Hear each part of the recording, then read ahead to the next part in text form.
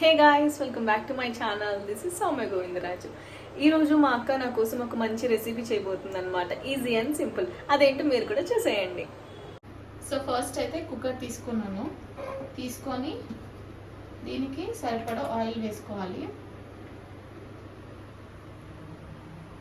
So కొంచెం సరిపోతుంది oil మనకి, ఓకేనా. ఇది హీట్ అయిన తర్వాత మనం జీలకర్ర ఆవాలు వేసుకుందాం. సో కొంచెం అంత జీలకర్ర, అలాగే ఆవాలు, కొంచెం పచ్చిశనగపప్పు అన్నమాట. సో ఇప్పుడు కొన్ని ఆనియన్స్, అలాగే చిల్లీస్ అన్నమాట.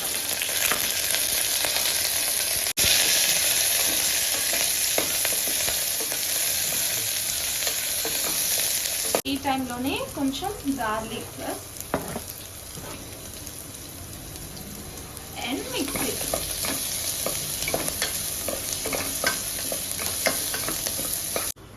సో ఒక 4 కరివేపాకు, ఆ తర్వాత టొమాటోస్ మెయిన్ ఇంగ్రీడియంట్,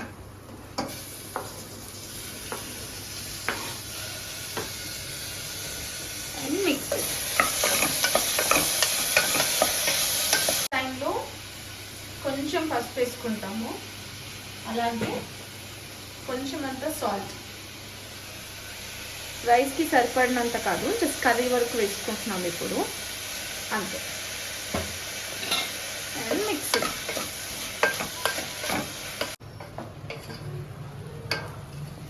సో కొంచెం మగ్గాలన్నమాట. ఓకే. సో కొంచెం అంతా గరం మసాలా యాడ్ చేసుకోవాలి ఈ టైంలో. ఇందాక గరం మసాలా వేసుకున్నాం కదా, కొంచెం అంతా కారం వేసుకుంటున్నాం ఇప్పుడు. సో మంచిగా మిక్స్ చేసేసుకొని, సో రైస్ అలాగే వాటర్ కూడా వేసేస్తున్నాం ఇప్పుడు.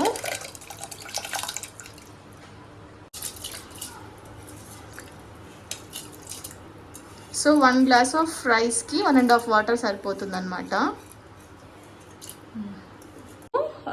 కొంచెం కొత్తిమీర యాడ్ చేసేసుకుంటున్నాము, అలాగే కొంచెం సాల్ట్ యాడ్ చేయి. కొంచెం సాల్ట్ పడుతుంది. సో కొంచెం అంత సాల్ట్. సో మంచిగా మిక్స్ చేసేసుకొని మనం కుక్కర్ మూత అయితే పెట్టేసాము. జస్ట్ 1 విజిల్ వస్తే సరిపోతుంది. ఆ తర్వాత తినేయడమే. ఈ రెసిపీని మేము చాలా సింపుల్గా, ఈజీగా, క్విక్గా చేసుకోవాలని ప్లాన్ చేసుకున్నాం అనమాట. సో అందుకే మేము ఎటువంటి బిర్యానీ స్పైసెస్ ఏమీ యాడ్ చేయలేదు, జస్ట్ చిల్లీ పౌడర్ అలాగే గరం మసాలాతో చేసామన్నమాట. మీకు ఇంట్రెస్ట్ ఉండి మీరు ఒకవేళ బిర్యానీ మసాలాస్ యాడ్ చేసుకోవాలనుకుంటే యాడ్ చేసుకొని ట్రై చేయండి. రెసిపీ ఎలా ఉందో మాకు చెప్పండి. అలాగే మేము ఈ రైస్ని రైతాతో తిన్నామన్నమాట. చాలా బాగుంది. ఎలా ఉంది? బాగుంది, చాలా బాగుంది.